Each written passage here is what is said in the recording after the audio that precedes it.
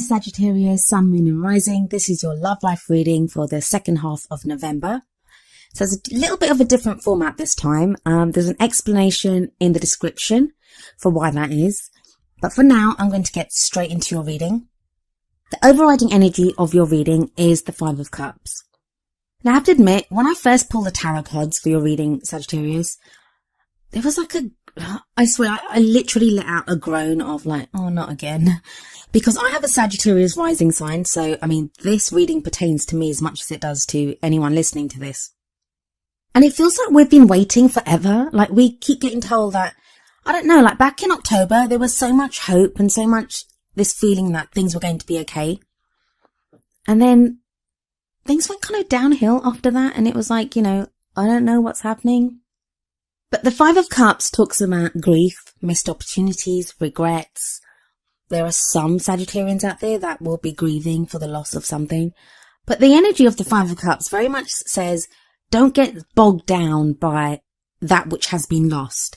So I think quite a few Sagittarians have been hurt so badly by someone in their past, someone that left them, or, just the loss of a relationship, or just the way they've been treated in a relationship. Even for those of you that are in relationships right now, maybe the way you've been treated by your partner, it's left you feeling so hurt and so dejected, like this guy, kind of bent over the bar, that you may not be seeing that there is still hope there. What this guy doesn't seem to see is that the barmaid, she's bringing over 2 cups, but he doesn't even look up. He doesn't see them.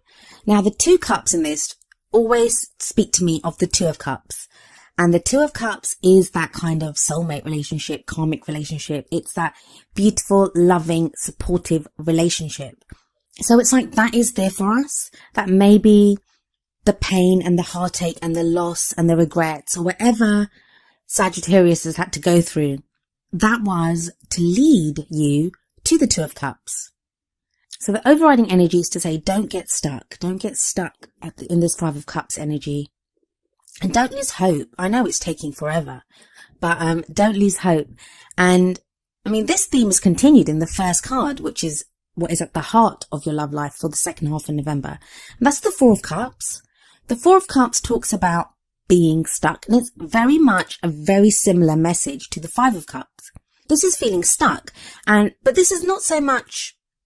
Whereas the guy in the first card in the Five of Cups, he's dejected and he's given up all hope and he's very sad and very upset about everything that's happened.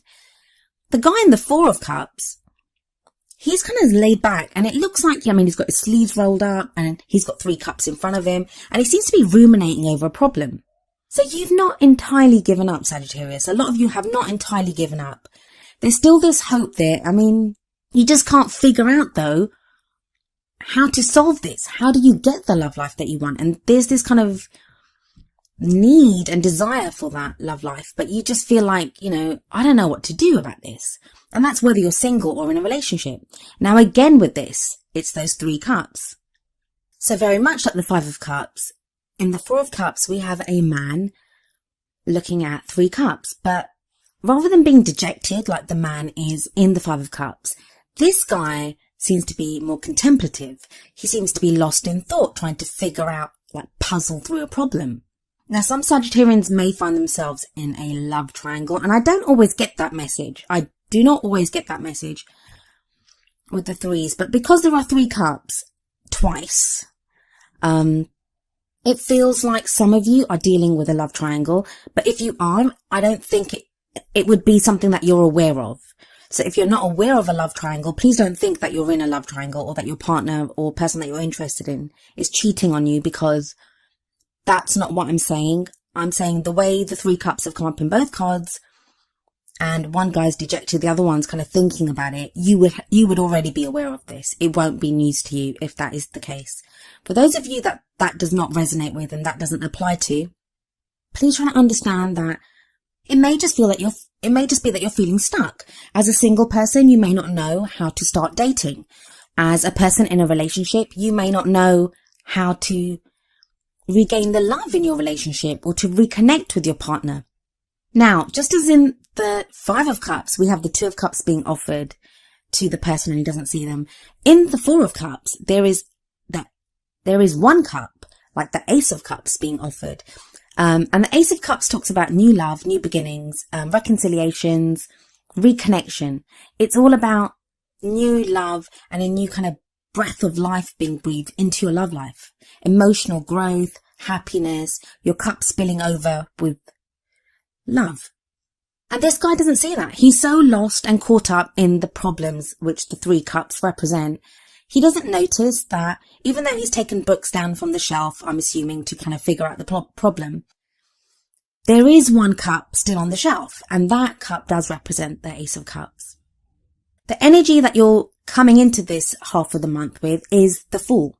And the Fool talks about new beginnings, a new journey being started, and it is a major arcana card, so that's a major new chapter beginning in your life. And I think that's what's got a lot of Sagittarians feeling stuck. The 5 of Cups seems to be like a hangover from whatever previous relationship or love situation or connection with a loved one that you had. And the 4 of Cups is very much about still feeling stuck. And I think you're feeling stuck now because the energy of the Fool that was there, that has recently been around you, it makes us feel kind of like the promise of, ooh, yeah, something new's about to begin. But then nothing kind of delivers on that. And you're thinking, well, hang on a second. What was all that hype about? Why did I felt like something was about to happen here.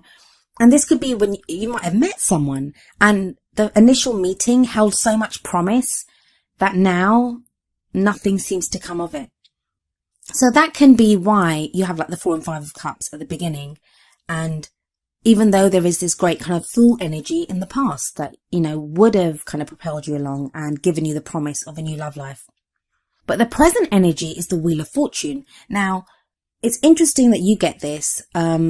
Scorpio just got this as well in their reading. And Scorpio actually got the Serendipity card, which you have in the Oracle cards as well. So it feels like kind of fate is stepping in. And it's interesting that both spreads had the 2 cards that kind of echo each other.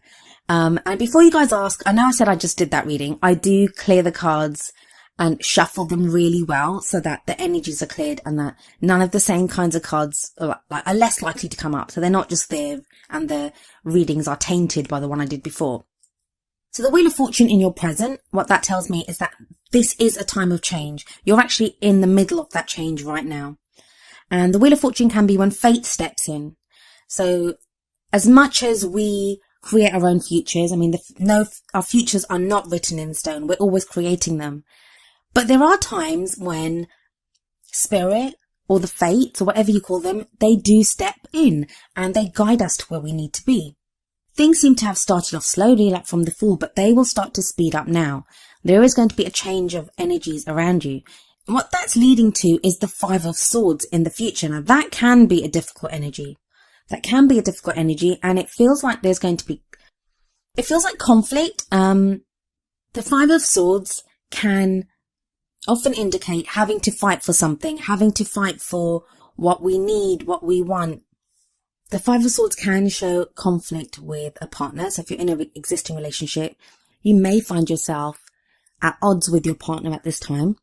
And usually I would say the warning that I give with the 5 of Swords is pick your battles wisely.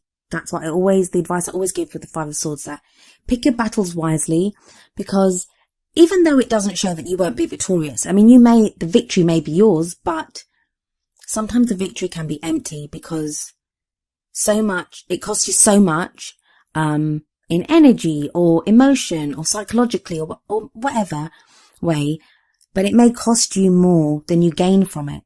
However, in this case, I don't get that because we have the 9 of Wands coming up, as where you're headed, as the energy that you'll take into December.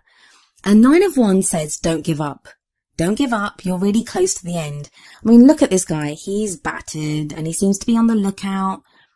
And it seems like he's been doing his job forever and he's tired and he wants to just leave.